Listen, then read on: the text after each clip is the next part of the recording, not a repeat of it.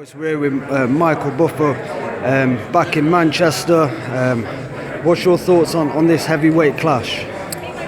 Yeah, I really find Molina to be an interesting opponent. You know, he went to Poland and fought Ademic for the IBF international title, and he's had 2 victories since he lost went 12 rounds against Wilder.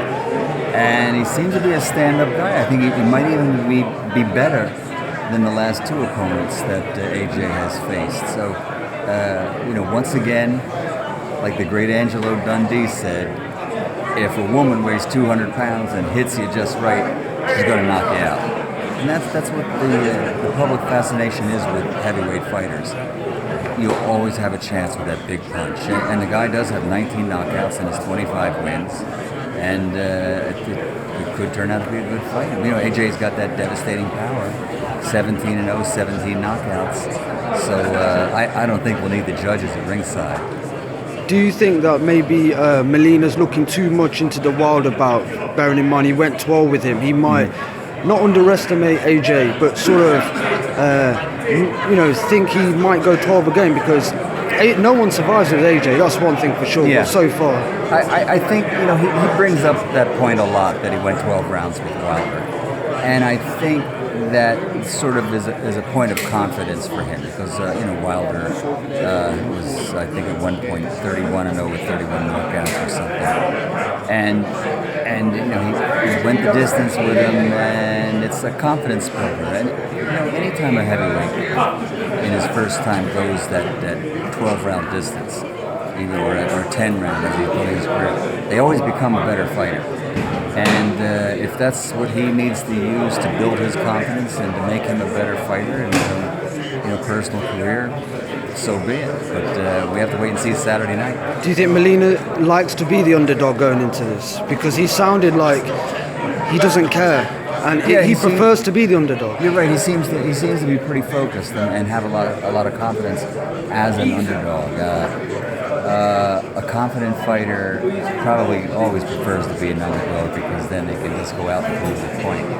So it doesn't seem to bother him at all. One thing that maybe there's nothing that's going to prepare him in training for the atmosphere. As well as anyone, in the UK, the crowd is totally different to the US. Yes, totally. I mean, do you think that could play a part, especially in the early rounds? One thing I've always noticed about the fans in the UK, they're passionate, they're loyal, but as good as great boxing fans, they always appreciate an underdog, even when it goes against their own personal champ, their own personal hero. And if something should happen, and this guy pulls off an upset, the crowd will be stunned, but they're going to respect him for it. So, and especially Manchester fans, they're off the charts with their passion, and they're vocal, and they're excitable, and the whole card that gets us to this main event tomorrow night is just going to make everything the main event. Going into it, I'm lucky enough to be in the ring and introduce the fighters and enjoy all that noise and excitement and electricity.